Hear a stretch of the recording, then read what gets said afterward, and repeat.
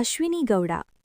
Big Boss Kannada season 12 ಫೈನಲ್ನಲ್ಲಿ 3ನೇ ಸ್ಥಾನ, ಸೆಕೆಂಡ್ ರನ್ನರ್ ಅಪ್ ಆಗಿ ಹೊರಹೊಮ್ಮಿದ ನಿಮಗೆ ಹಾರ್ದಿಕ ಅಭಿನಂದನೆಗಳು ಅಶ್ವಿನಿ ಗೌಡ ಅವರೇ. ನಿಮ್ಮ ಕೆಲವೊಂದು ಅಹಂ ಮಾತುಗಳಿಂದ ಕೆಲವು ಸಮಯ ನೆಗೆಟಿವ್ ಆದರೂ ಆಟದಲ್ಲಿ ಮತ್ತು ಬಿಗ್ ಬಾಸ್ ಮನೆಯ ಕೆಲಸದ ವಿಷಯದಲ್ಲಿ ನೀವು ತುಂಬಾ ಚೆನ್ನಾಗಿ ಆಡಿದಿರಿ.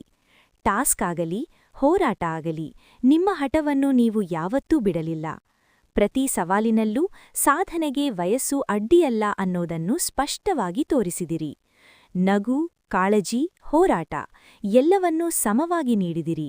ಮನರಂಜನೆಗೂ ಸ್ಪರ್ಧೆಗೂ ಸಮತೋಲನ ತಂದು ನಿಲ್ಲಿಸಿದಿರಿ.